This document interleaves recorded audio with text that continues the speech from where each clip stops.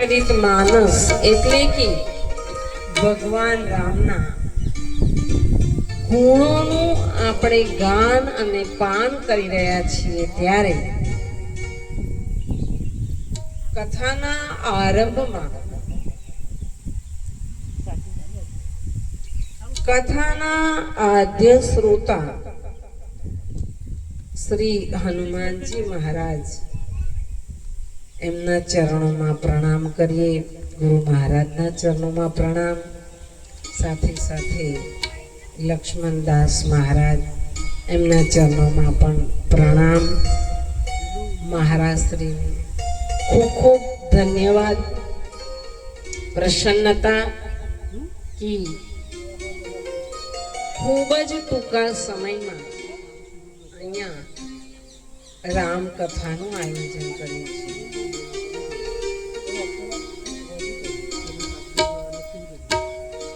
આમ તો આમોદ તાલુકામાં જ ગામ છે મારું, અને અહીંયાથી આમોદ કઈ બહુ દૂર નથી, પણ છતાંય અહીંયા દેનવા ગામમાં ન ભૂલતી હોઉં તો હું પહેલી વાર આવી. આમ તો ખબર નહોતી કે આ ગામ હશે. કેશવાનમાં શ્રીમદ ભાગવત કથાનું આયોજન થયું અને ત્યાં મહારાજ શ્રી પધારેલા અને એમના આશ્રમમાં શિવાલયમાં ગયેલા. પણ આ ગામમાં સૌ પ્રથમવાર અમારે આવવાનું થયું છે. તો આવો, કથામાં આપ સૌ શ્રોતાઓનું સ્વાગત છે. પ્રસન્નતા. સૌ પ્રથમ આપણે કથાને સમજવાનો પ્રયત્ન કરીએ. તુલસીજી તો કહે છે કે રામ કથા એ સ્વયં મહાન છે, અને રામાયણની રચના કરી હોવા છતાં પણ तुलसी एम कहे छे कि कभी न हो नहीं चतुर कहाओ तो हम किस दाल की पत्ती की रामायण का गान कर पाए. पण आ धर्म भूमि में बेसीने मारे अने तमारे जीवननु कर्म क्षेत्र तपासवानुं छे कि जीवन के क्षेत्र में हमारी चोच ठीक से काम कर रही है या नहीं. एक तरफ तुमुल युद्ध થઈ રહ્યું છે, ભીષણ યુદ્ધ થઈ રહ્યું છે, રમમાણ યુદ્ધ થઈ રહ્યું છે, અને બીજી તરફ આંધળો ધૃતરાષ્ટ્ર સંજયને પૂછી રહ્યો છે કે ધર્મ ક્ષેત્રે કુરુક્ષેત્રે સમવેતા યુયુસવઃ મામકાઃ પાંડવાઃ ચેવ કિમ કુર્વતિ સંજય. ધર્મ ભૂમિ કુરુક્ષેત્રમાં યુદ્ધની ઈચ્છા વાળા मामकाः पांडवाः.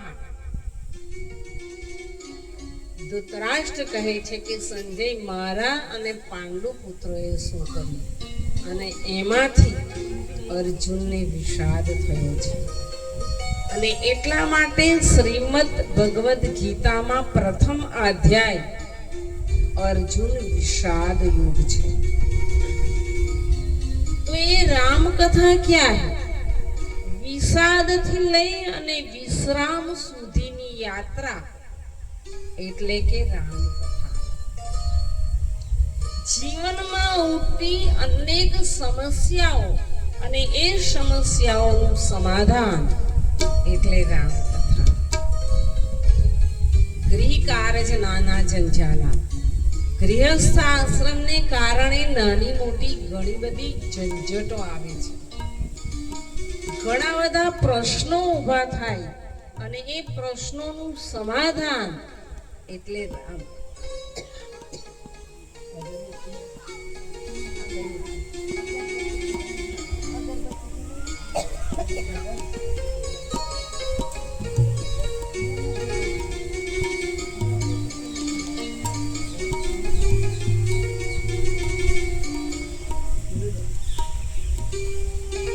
ધુમાડાની એલર્જી છે.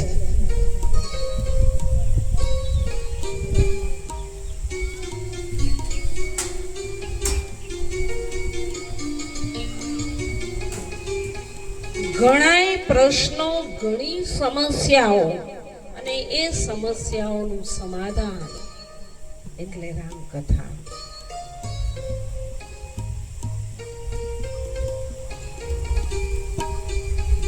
એક યુવાનને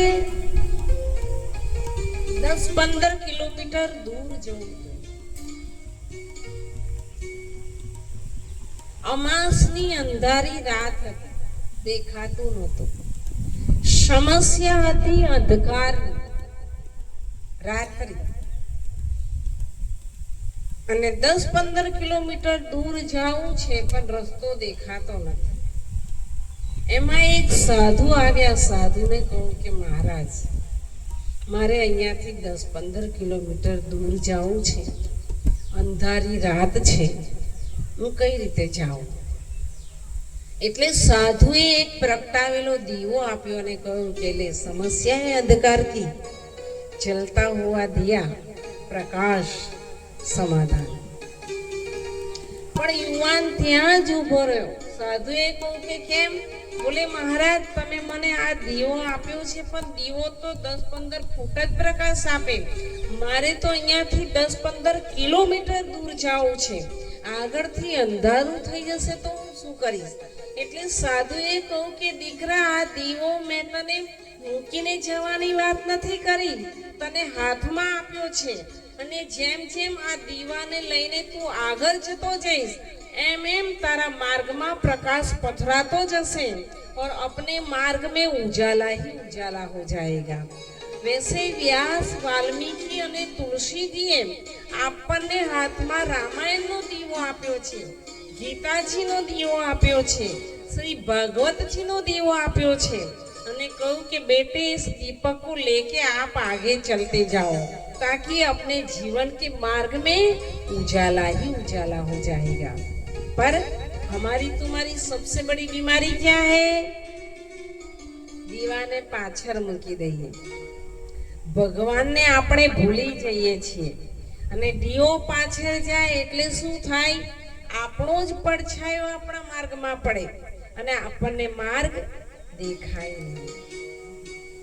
એવી જ રીતે હું ને તમે જીવનમાં ભગવાનને જો ભૂલી જઈએ તો અહંકારનો પડછાયો પડે છે અને એનું પરિણામ એ આવે છે કે જીવનનો માર્ગ આપણે જોઈ શકતા નથી.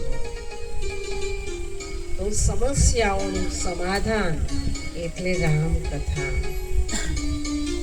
और राम कथा क्या है? सद्गुरु वेद बचन विश्वास, सद्गुरु वेद बचन विश्वास, सद्गुरु वेद बचन विश्वास, सद्गुरु वेद बचन विश्वास, संयम यहन विषय के आस, श्री राम जय जय राम. सद्गुरु वेद बचन विश्वास, संयम यहन विषय के आस. श्री राम जय जय राम. श्री राम जय जय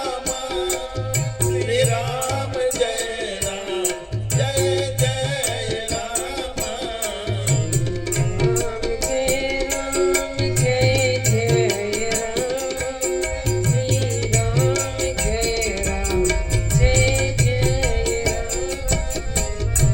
राम जय राम जय जय राम, श्री राम जय राम जय जय राम. श्री राम जय जय राम. श्री राम जय जय राम. सद्गुरु वेद बचन विश्वास. जैसे शरीर में कोई रोग थाय, हाई बीपी, लो बीपी, डायबिटीज, लकवा, तो એને મટાડવા માટે ડોક્ટર પાસે જઈએ તો ડોક્ટર આપણને દવા આપે છે અને એના દ્વારા રોગ આપણો દૂર થઈ જાય છે. એવી જ રીતે राम कथा ये सदगुरु समान है, वेद समान है, और हमारे जीवन में काम, क्रोध, लोभ, मोह, मद, मत्सर, अहंकार, छल, कपट, दंभ, ये सब बीमारियां खड़ी होती है, तो उसको मिटाने के लिए औषधि के समान है राम कथा। पर शर्त है, आके बैठना पड़ता है। आप आओगी नहीं तो क्या होगा? कुछ होने वाला नहीं है। कथाમાં આવી અને બેસી જાઓ। પ્રશ્નોનો પ્રત્યુત્તર।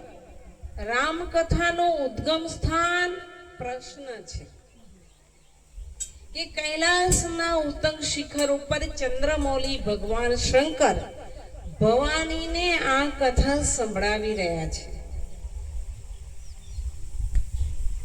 પણ ભવાનીએ ભગવાન શંકરને પ્રશ્ન કર્યો છે કે પ્રભુ, રામ એ કોણ છે? મને સમજાતું નથી કે રામ એ કોણ છે। જો નૃપ તનય તો બ્રહ્મ કીની, નારી રહમતી ભોરી, દેખી ચરિત મહિમા સુનત, ભ્રમતી બુદ્ધિ અતિ ભોરી। રામ જો રાજાનું સંતાન હોય તો ભગવાન કઈ રીતે? અને હા, ભગવાન હોય તો એમને ખબર ન હોય કે મારી પત્ની ક્યાં છે? પ્રભુ, મને સમજાતું નથી કે રામ એ કોણ છે, કૃપયા તમે સમજાવો। અને એમાંથી રામ કથાનો પ્રાદુર્ભાવ થયો છે। અને આ જ પ્રશ્ન નીલગિરીના પહાડ ઉપર બાબા ભૂસુંડીને ખગરાજ ગરુડે ઉઠાવેલો કે ભવબંધન તે છૂટી ન રે જાપી જા કરના। જેના નામ માત્રથી લોકો ભવબંધનમાંથી છૂટે છે, એ પરમાત્માને ખરવની સાચરવા દેવું, એક સામાન્ય રાક્ષસ બાંધી દે અને ભગવાન બંધાયા, એ વાત સાચી છે કે ખોટી? પ્રભુ, મને સમજાતું નથી કે રામ એ કોણ છે। અને આનો આ જ પ્રશ્ન કર્મના ઘાટ ઉપર યાજ્ઞવલ્ક્ય મુનિજીને ભારદ્વાજીએ પૂછ્યું કે પ્રભુ, સોઈ રામ की અપર જપત ત્રિપુરારી। સોઈ રામ એટલે રાજા દશરથનું સંતાન રામ, અને જાહી જપત ત્રિપુરારી, શંકર ભગવાન જેનો સતત જાપ જપે છે એ રામ। આ બંને એક છે કે જુદા જુદા? પ્રભુ, મને સમજાતું નથી કે રામ એ કોણ છે, કૃપયા તમે સમજાવો રામ એ કોણ? અને પ્રશ્ન ઉઠ્યો છે, અને એ પ્રશ્નમાંથી રામ કથાનો જન્મ થયો છે। તો સમસ્યા, પ્રશ્નનો જવાબ એટલે રામ કથા।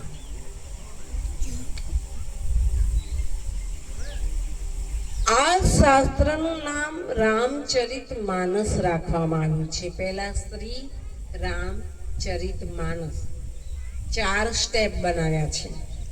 તુલસીજીને કોઈ પૂછ્યું કે તમે આ રીતે નામ શા માટે આપ્યું શ્રી રામચરિત માનસ?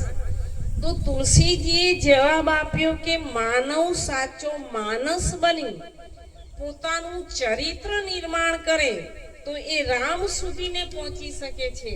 અને એ જો રામ સુધીને પહોંચે તો ઉપર શ્રી લખેલું છે। શ્રી એટલે શક્તિ, શ્રી એટલે સિયાજુ, શ્રી એટલે શાંતિ। તુલસીજી કહે છે કે દરેક મનુષ્ય પોતાના જીવનમાં એ સાચો માનવ બની પોતાનું ચરિત્ર નિર્માણ કરે તો રામ સુધીને પહોંચે, અને રામ સુધીને પહોંચે તો એના ઉપર ભગવાન રામની કૃપા ઉતરે तो एने जीवन में शांति प्राप्त थाय छे। शांति के लिए हम तुम कहीं से कहीं बहुत भटक रहे हैं। आम तेम उने तमे खूब दौड़ीए छीए पण आपने क्यांय शांति मळती नथी। केम? मारी अने तमारी दौड़ खोटी दिशामां छे। वास्तवमां आपने शांति मळे छे क्यांथी? पैसो सुख आपे छे आपने? नहीं। परिवार सुख आपे छे? नहीं। शांति आपने परमात्मा में मळे छे। પરમાત્માની કથામાંથી મળે છે, પણ આપણી દોટ ખોટી છે, પરિણામે આપણને શાંતિ મળતી નથી. તો રામ કથાનો મહિમા બતાવ્યો છે અને તુલસીજીએ પહેલા શ્લોકમાં ગણેશ અને સરસ્વતી આ બંનેને એક સાથે વંદન કર્યા છે. તો આપણને પ્રશ્ન ઉઠે કે એક સાથે વંદન શા માટે કર્યા? સામાન્ય રીતે કોઈ કથાકાર હોય, કોઈ કલાકાર હોય અથવા તો કોઈ ચિત્રકાર, જ્યારે કોઈ કલાકાર પોતાની કલા સમાજ પાસે રજૂ કરે છે ત્યારે એ પહેલા સરસ્વતીને પ્રણામ કરે અને પછી ગણેશને, અથવા તો પહેલા ગણેશને વંદન કરે અને ત્યારબાદ સરસ્વતીને વંદન કરે. પણ તુલસીજીએ બંનેને એક સાથે પ્રણામ કર્યા છે. શા માટે? કે તુલસીજીને વિચાર આવ્યો કે માં શારદા એ ભાષાની દેવી છે. જો સરસ્વતીને વંદન કરું તો માં શારદા મને ભાષા આપે પણ વિવેક ના આપે, અને ગણેશને વંદન કરું તો ગણેશ એ વિવેકના દેવતા છે, જ્ઞાનના દેવતા છે, મને જ્ઞાન આપે, વિવેક આપે, પણ ભાષા ના આપે. એટલે કે ભાષાની સાથે સાથે મૂળમાં જ્ઞાનની પણ આવશ્યકતા છે, વિવેકની પણ આવશ્યકતા છે. પરિણામે બંનેને એક સાથે પ્રણામ કર્યા છે. તો આપણે કથાના આરંભમાં શ્રી ગણેશને વંદન કરીએ વિનય પત્રિકા તુલસીજીના શબ્દોમાં. ગાઈએ ગણપતિ જગવંદન,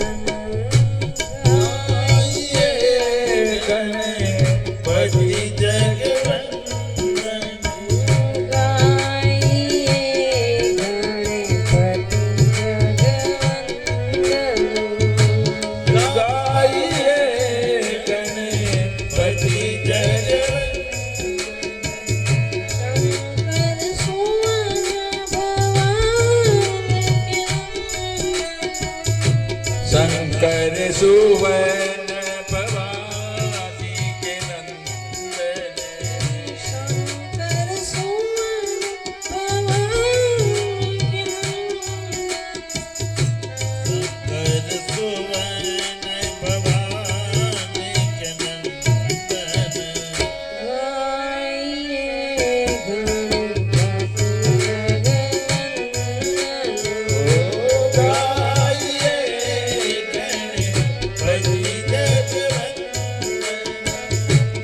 स्वागत तुलसी दासे करे जोरे, स्वागत तुलसी दास कर दो,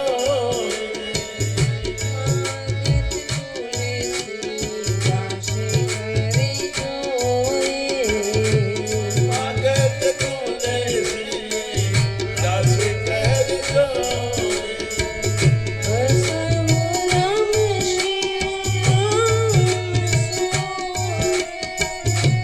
बसहु राम सिय बस हुरा में सिय मानस मोरे, बसहु राम सिय मानस मोरे, बस हुरा में सिय मानस मोरे, गाइए गणपति जगवंदन. ओ गाइए गणपति जगवंदन,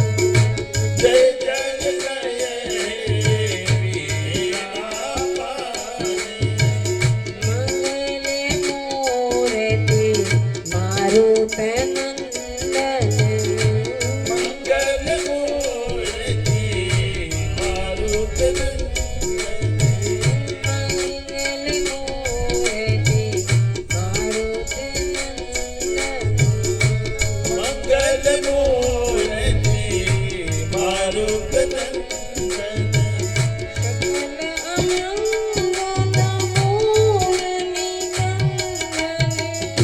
સકલ અમંગલ મૂલ નિકંદન સકલ અમંગલ મૂલ નિકંદન સકલ અમંગલ મૂલ નિકંદન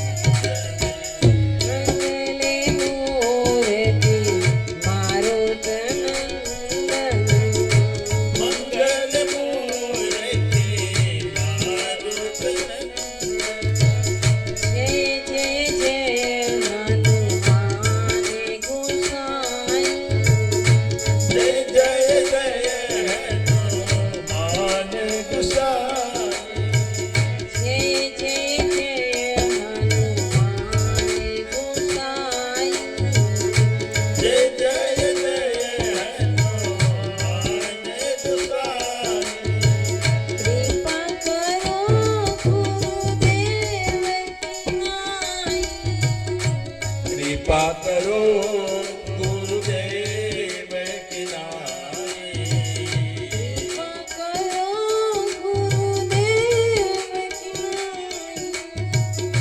કૃપા કરો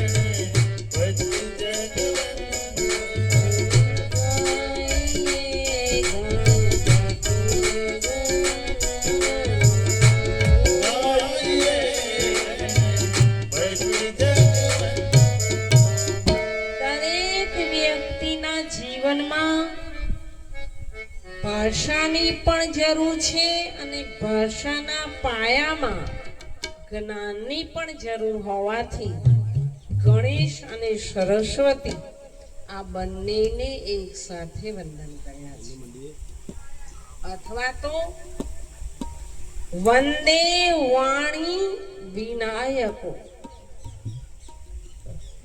વાણી અને પાણી આ બંનેને ગરણાથી ગાળી અને વાપરો. પાણીને કપડાના ગરણાથી ગાળીને વાપરો. પાણીને જો કપડાના ગરણાથી ગાળીને વાપરીશું તો આપણું શરીર સ્વસ્થ રહેશે, આપણું શરીર તંદુરસ્ત રહેશે. અને વાણીને જો વિવેકના ગરણાથી ગાળીને વાપરીશું તો આપણો પરિવાર છે એ તંદુરસ્ત રહેશે. તુલસીજી આપણને માર્ગદર્શન આપી રહ્યા છે કે તમે વાણીનો ઉપયોગ કરો તો વિવેકના ગરણાથી ગાળી અને કરો. સત્યમ બ્રુયાત પ્રિયમ સત્યમ બ્રુયાત હિતકર બ્રુયાત. સાચું બોલો, પ્રિય બોલો અને બીજાનું હિત થાય એવું બોલો. ઘરમાં ન બોલવાનું બોલીએ એટલે ઝઘડા થવાના થાય ને. ઝઘડો કેમ થાય? ન બોલવાનું બોલીએ એટલે ઝઘડો થવાનો. કોઈ માણસને આપણે આમ કહીએ કે તમે તો મીઠા વગરના છો તો કેવું ખોટું લાગે ને, લાગે ને. પણ એમ કહીએ કે નહીં નહીં તમે તો દૂધપાક જેવા છો, તમારી તો વાત જ ન કરાય, તો રાજી રાજી થઈ જાય ને. દૂધપાકમાં મીઠું ના હોય પણ એને મીઠા વગરનો કહીએ ને તો ખોટું લાગે. કોઈ કાણો હોય ને એને કાણો ન કહેવાય, કહેવાય. કાણાને કાણો ન કહીએ માઠા લાગે વેણ. કાણાને કાણો ન કહીએ માઠા લાગે વેણ. ધીરે રહીને વધીએ કે કેમ કરી ગુમાવ્યા તમે વેણ. એને કાણિયો કહીએ તો ખોટું લાગે. ઘરમાં ઝઘડા થવાનું પહેલું કારણ ભાષામાં અવિવેક, મર્યાદાનું ઉલ્લંઘન. ન બોલવાનું બોલીએ એટલે ઝઘડો થવાનો. એમાં ડાયો માણસ આવીને આપણને એમ કે વાસણ ભેગા થાય એટલે ખખડાટ થવાનું. પણ આ તો ભેગા થાય ખખડાટ થાય ત્યાં સુધી તો બરાબર, પણ આ તો પડી જાય, ફૂટી જાય, તૂટી જાય ત્યાં સુધી ને ખખડાટ.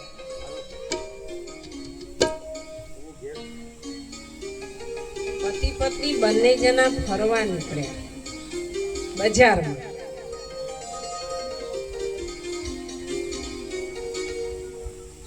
તો સામે ગધેડાનું ટોરું આવ્યું એટલે પતિદેવે પત્નીને કહ્યું કે જો તારા સગાવાલા આવ્યા બધા. ગધેડાનું ટોરું આવ્યું એટલે પત્નીએ કહ્યું કે હા સગાવાલા તો ખરા પણ લગ્ન પછીના, પહેલાના નહીં. પણ તુલસીજીએ માર્ગદર્શન આપ્યું છે કે તમે વાણીનો ઉપયોગ કરો ત્યારે વિવેકના ઘરણાથી ગાળી અને એનો ઉપયોગ કરો. અથવા તો ગણેશને વંદન કર્યા છે. ગણેશ એ વિઘ્નહર્તા દેવ છે. આપણને બધાને માર્ગદર્શન આપ્યું છે કે તમે ઘર સંસારમાં, ધંધામાં, સમાજમાં અથવા તો કોઈ પણ જગ્યાએ તમારે કોઈ કામ ચાલુ કરવું હોય તો તમે પહેલા ગણેશને યાદ કરો અને પછી તમે એનો આરંભ કરો, જેથી કરીને તમારું કાર્ય નિર્વિઘ્ન સંપન્ન થાય. તો પહેલા શ્લોકમાં ગણેશ અને સરસ્વતીને વંદન કર્યા છે. બીજા શ્લોકમાં ભવાની શંકરો વંદે શ્રદ્ધા વિશ્વાસ રૂપેણો યાભ્યામ વિના ન પશ્યંતી સિદ્ધા સ્વાંત સ્થમીશ્વરમ. શ્રદ્ધા અને વિશ્વાસનું સ્વરૂપ આપી ભગવાન શંકર અને ભવાનીને વંદન કર્યા છે. તો આપણને પ્રશ્ન ઉઠે કે શ્રદ્ધા અને વિશ્વાસનું સ્વરૂપ શા માટે આપ્યું? તો જ્યાં સુધી આપણામાં શ્રદ્ધા અને વિશ્વાસ નથી હોતા ત્યાં સુધી આપણી ઉપર ભગવાન શંકર અને ભવાનીની કૃપા નથી ઉતરતી. અને જ્યાં સુધીને ભગવાન શંકર અને ભવાનીની કૃપા ન ઉતરે ત્યાં સુધીને अपने अंतःकरण में बैठे हुए सिद्धा આપણા હૃદયમાં બેઠેલો પરમાત્મા એને આપણે यथा योग्य ओळखी नहीं सकता. अपने अंतःकरण में बैठे हुए परमात्मा को हमें यथार्थ समझना है तो श्रद्धा और विश्वास दोनों की आवश्यकता है. બંનેને પ્રણામ કર્યા છે. ત્યારબાદ ઉદ્ભવ સ્થિતિ સંહારકારિણી ક્લેશ હારિણી જગતને ઉત્પન્ન કરનારી, પાલન કરનારી, સમયે સમયે સંહાર કરનારી, ક્લેશ હારિણી કલેશોને દૂર કરવા વાળી ભગવતી સિયાજીને પ્રણામ કર્યા છે અને ત્યારબાદ તુલસીજીને કોઈએ પૂછ્યું કે તમે રામાયણની રચના શા માટે કરી, તો એના 3 કારણો બતાવ્યા છે.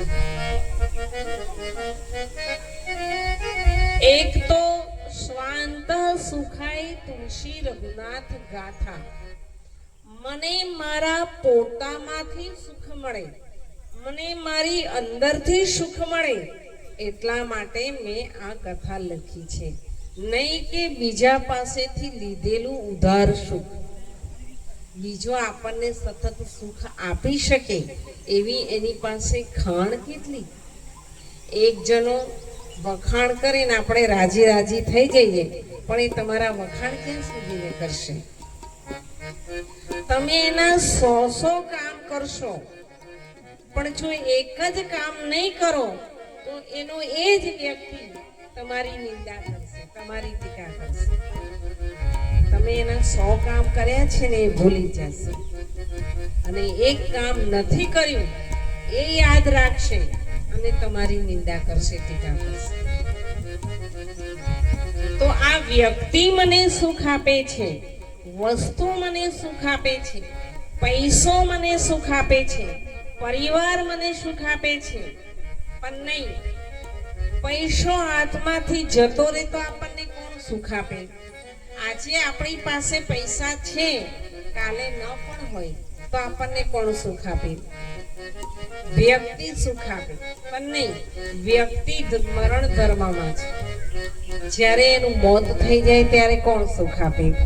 તો વ્યક્તિ આપણને સુખ નથી આપતી, વસ્તુ આપણને સુખ આપે છે. નહીં, વસ્તુ હાથમાંથી પડી જાય, તૂટી જાય, ફૂટી જાય તો આપણને કોણ સુખ આપે? પણ જ્યારે બધી જ વ્યક્તિઓના ટેકા પડી જાય, બધી જ વસ્તુઓના ટેકા પડી જાય, પૈસો હાથમાંથી જતો રહે છે, ત્યારે તો સુખ પણ આપણને દુઃખ આપે છે. અને એટલા માટે જ કવિ કહે છે કે પથિક તું ચેતજે, તને પથના સહારા પણ દગો દેશે. પથિક તું ચેતજે, તને પથના સહારા પણ દગો દેશે. ધરીને રૂપ મંજિલનું કિનારા પણ દગો દેશે. મને મજબૂર ના કરશો, વિશ્વાસ હું નહીં લાવું. કેમ? કવિ કહે છે કે મને મજબૂર ના કરશો, વિશ્વાસ હું નહીં લાવું. કેમ? અમારાના પણ અનુભવ છે, તમારા પણ તમને દગો દેશે. જ્યારે બધી જ વ્યક્તિઓના ટેકા પડી જાય, વસ્તુના ટેકા પડી જાય, પૈસો હાથમાંથી જતો રહે, ત્યારે તો સુખ પણ આપણને દુઃખ આપે છે. વાસ્તવમાં હું ને તમે જેને સુખ માનીએ છીએ એ સુખ નથી, સુખનો પડછાયો છે, આભાસ છે.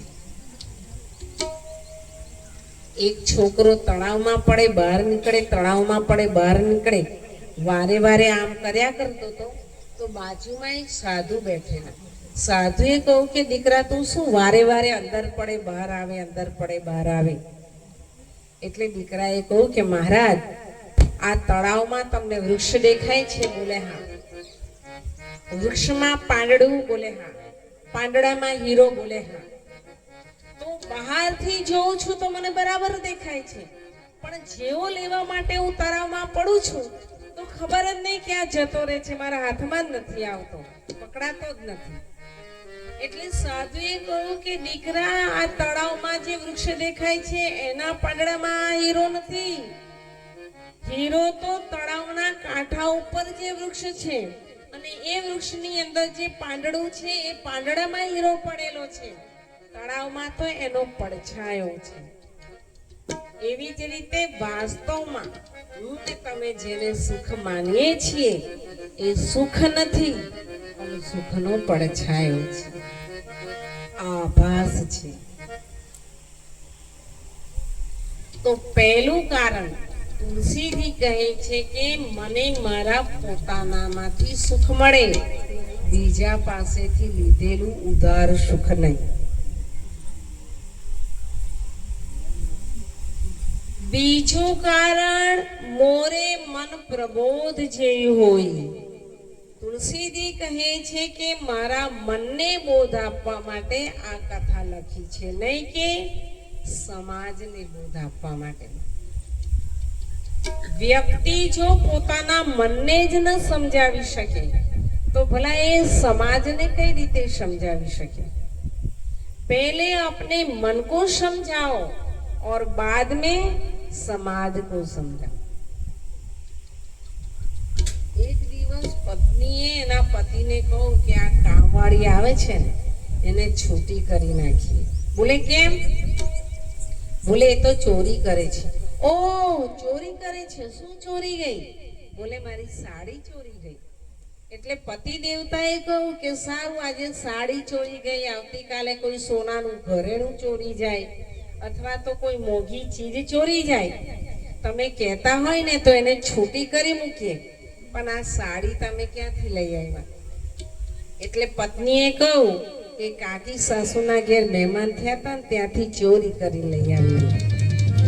પોતે ચોરી કરે છે નહીં, નથી દીધી ભૂખને છતાં પણ ભૂખ પર બોલે. અનીતિ ભર્યું જીવન સભા મધ્યે ઊભો થઈને નીતિ પર બોલે.